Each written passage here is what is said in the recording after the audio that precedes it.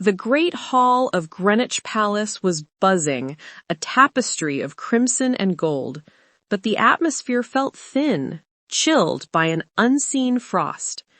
King Henry VIII, once the picture of youthful vigor, now sat slightly heavier on his throne, his eyes restless.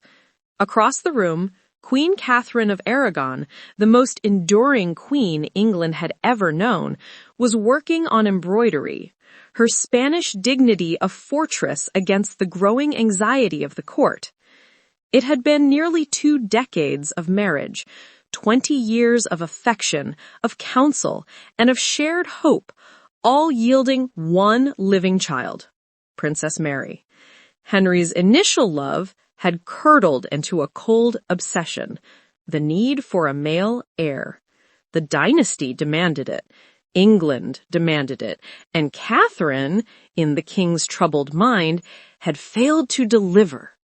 Henry rose and walked, not with his usual buoyant stride, but with a stiff, burdened step, stopping before her. "My lady." His voice was low, devoid of its former tenderness. "We must speak of the great matter." Catherine put down her needle, her movement slow and deliberate, a queen preparing for battle.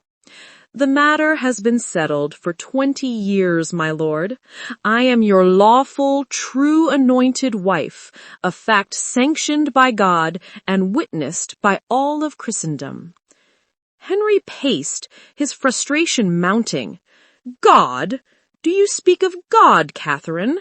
I have suffered 5 stillbirths. The son we conceived died within weeks. This is not the blessing of the Almighty. It is a curse. The Holy Book forbids a man to take his brother's wife. I have sinned, and for my sin, God denies me a rightful successor."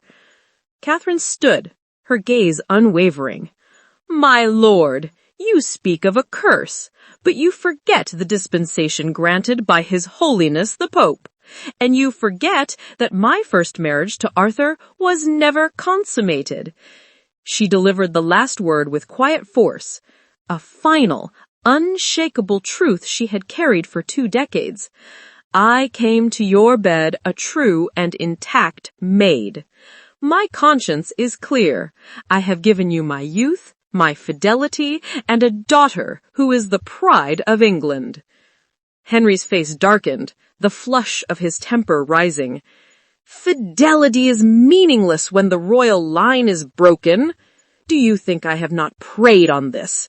Do you think I have not consulted the scholars of Europe? They say I must rectify this sin, cast off this unlawful union, and take a new wife who can bless England with a prince." His voice had risen to a shout, shaking the very air.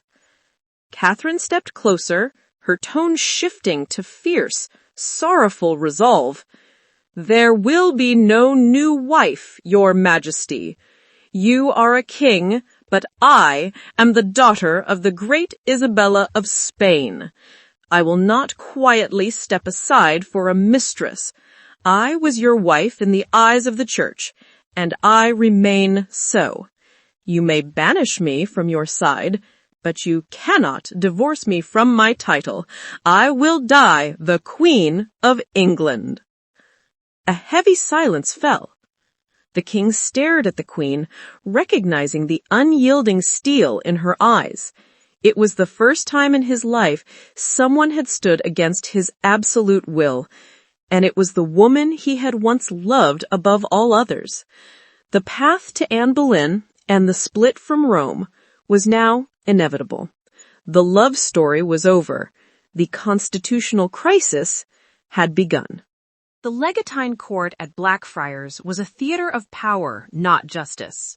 On a scorching June day in 1529, the great hall was suffocatingly hot, filled with the highest lords and clergymen of the realm. 2 cardinals, Thomas Wolsey and the papal legate Campeggio, presided, their scarlet robes a vivid contrast to the grave seriousness of the proceedings. At the center of the spectacle sat King Henry VIII, majestic but clearly ill at ease, physician to witness the destruction of his marriage. The air crackled with anticipation, for the Queen, Catherine of Aragon, had been summoned to state her case. When Catherine was called, she did not approach the judges. Instead, she rose from her chair with painful dignity, ignoring the cardinals who held her fate in their hands. Her eyes were fixed solely on the king, the man she had loved and served for 2 decades. She walked slowly, a Spanish princess confronting the greatest moment of her life, until she reached the king's feet. Then, in a moment that stunned every person present, she knelt. "Sire, I beseech you, for the love of God, to let me have some right and justice." Her voice, though strained, carried clearly across the silent hall. "I am a poor woman and a stranger born out of your dominions. I have no counselor but God, and I appeal to you, the king, as my only solace." Tears welled in her eyes, not of weakness, but of profound sorrow and desperate courage. "I have been your true wife for 20 years, and if you can prove that I was not a maid when I came to your bed, then let me be lawfully put away. Otherwise, I beg you, do not take this dishonor from me." Henry, taken completely surprised by her emotional and public plea, was visibly shaken.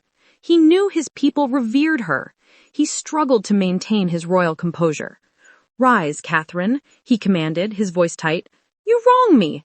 I call God to witness that I have not proceeded in this matter for any displeasure or passion, but only for the quietness of my conscience and the safety of the throne."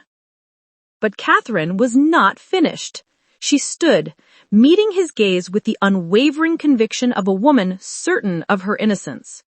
"Sir, you have put this matter upon me, and because I perceive I cannot have justice in this court, I refuse you. I appeal from you to the Pope, whose grace and protection I claim." With this final, breathtaking act of defiance, she turned her back on the king, on the cardinals, and on the entire court. She walked deliberately toward the exit with her small retinue, leaving Henry abandoned on his throne, his face flushed with impotent rage and public humiliation. It was the moment the king realized his wife would never yield, forcing him to take a path that would change the destiny of England. The winter of 1533 brought a chilling finality to Greenwich Palace.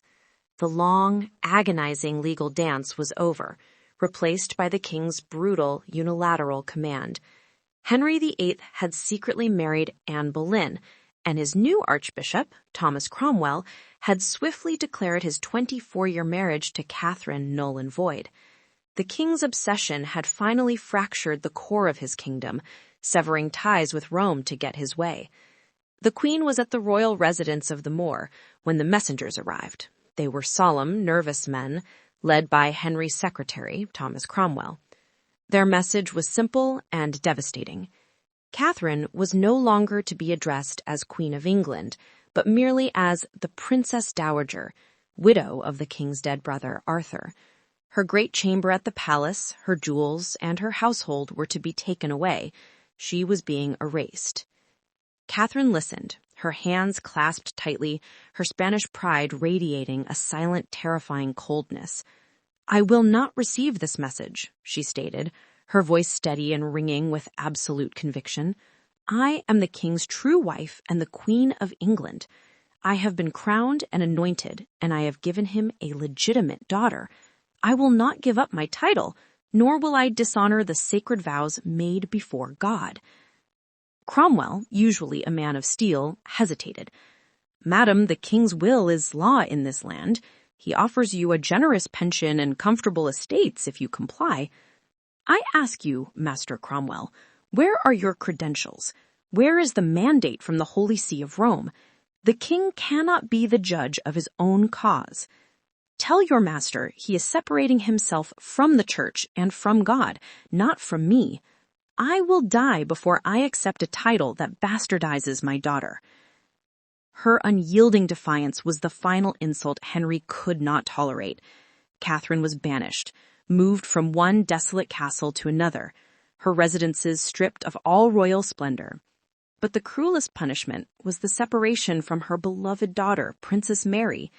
Henry, knowing this was her greatest vulnerability, forbade them from ever seeing each other again unless Catherine acknowledged Anne Boleyn as the new queen. For Catherine, such acceptance was a lie against her faith and her child's legitimacy. Years passed in agonizing isolation, marked by a constant exchange of defiant letters. The once vibrant queen now lived in increasing physical decline, her health broken by grief, cold, and a relentless refusal to accept defeat. Even as death approached in 1536 at Kimbolton Castle, Catherine refused to be comforted by any priest who did not acknowledge her as queen.